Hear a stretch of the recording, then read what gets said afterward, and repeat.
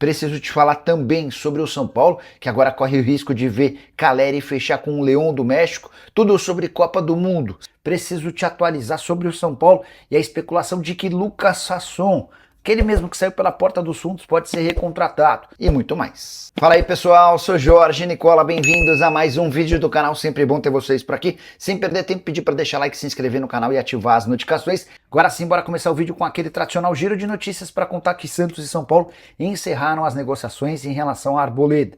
Peixe insistia no empréstimo gratuito, enquanto o São Paulo pede $1 milhão para a liberação do zagueiro equatoriano.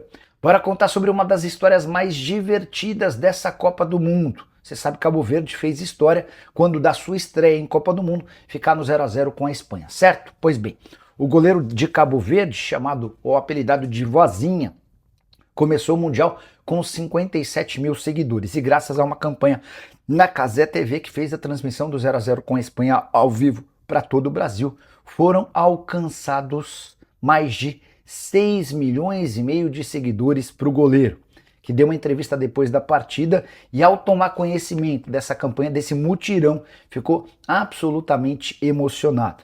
Depois da partida eram cerca de 2 milhões de seguidores, só que a coisa continuou se alastrando e agora pela manhã já são 6 milhões e meio, é possível que daqui a pouquinho ele ultrapasse os 7 milhões de seguidores.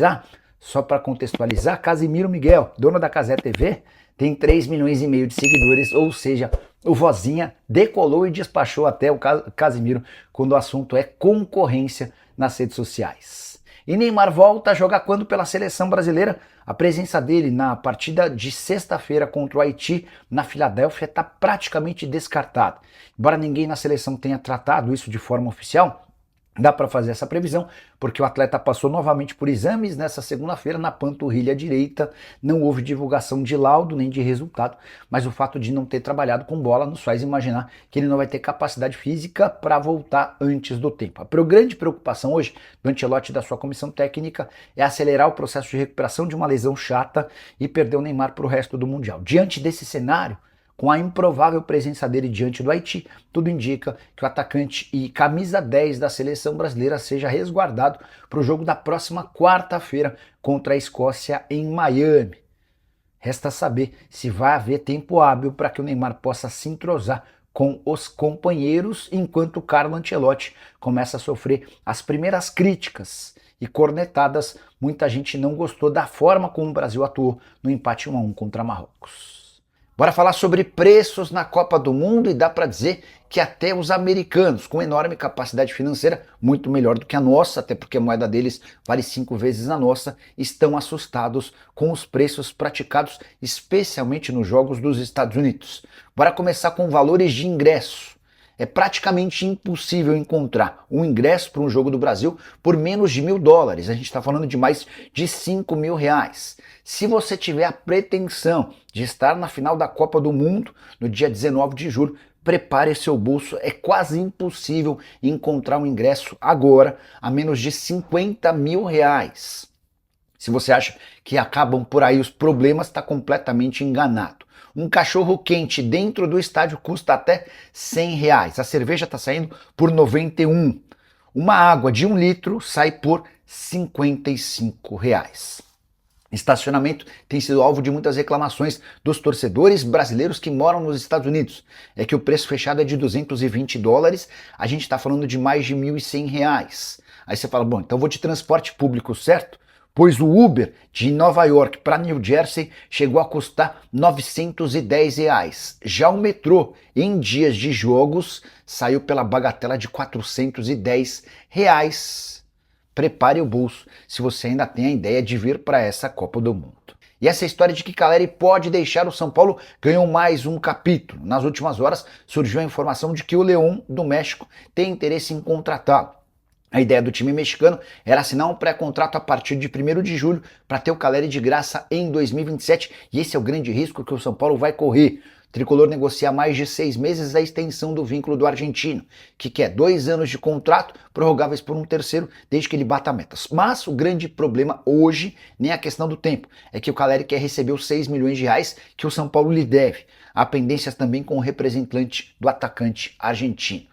Nos últimos dias especulou-se que o Orlando City já havia feito proposta ao Caleri. Conversei com o Ricardo Moreira, executivo de futebol do time americano da Major League Soccer, e ele assegurou que o Caleri não faz parte dos planos. De qualquer forma, a partir do momento em que o Caleri fica perto de poder assinar um pré-contrato, São Paulo passa a correr um enorme e desnecessário risco. Daqui a pouco pinta uma proposta gigante do River Plate ou do Boca Juniors, o atleta pode ficar sensibilizado e o tricolor perderá um jogador super identificado e que tem muita capacidade de gol, apesar dos 10 jogos sem marcar, jejum incômodo pelo qual passa o Caleri. E que papo é esse de que Lucas Sasson pode voltar ao São Paulo?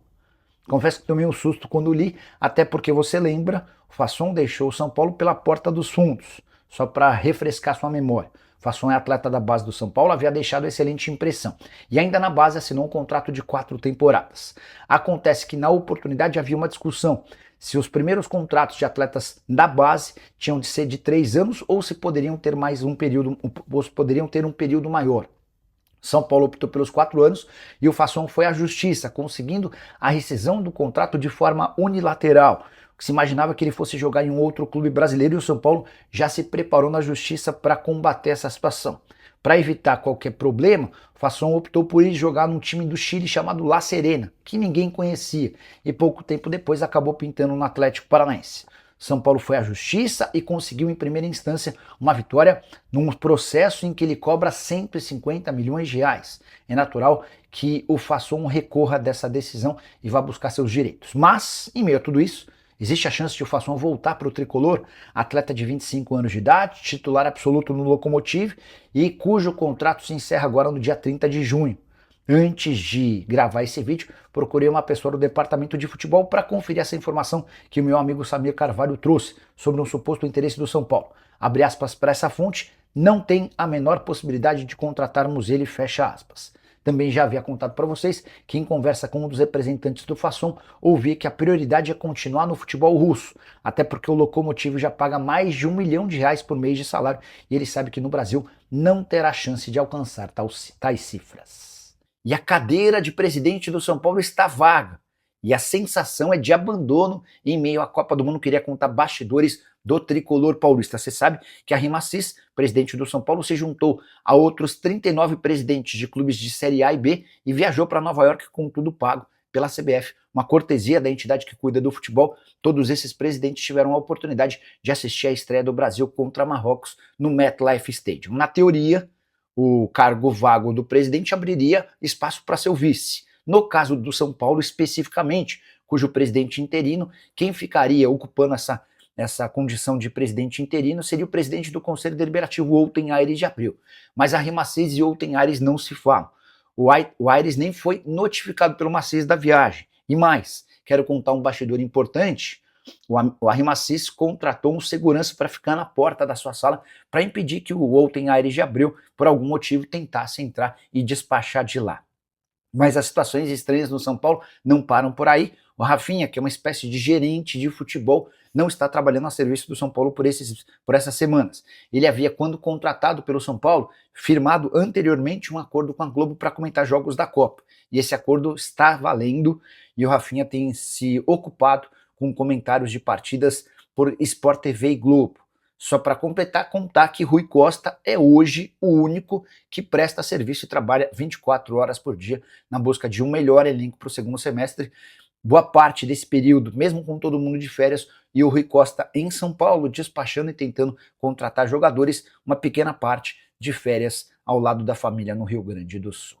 Você está contente com o momento do São Paulo? O que você pensa sobre o tricolor paulista? Já usa o espaço para comentário e registra a sua opinião. Fala, rapaziada boa, beleza? Chegamos aqui com mais um giro de notícias exclusivas e atualizados do maior clube brasileiro, né?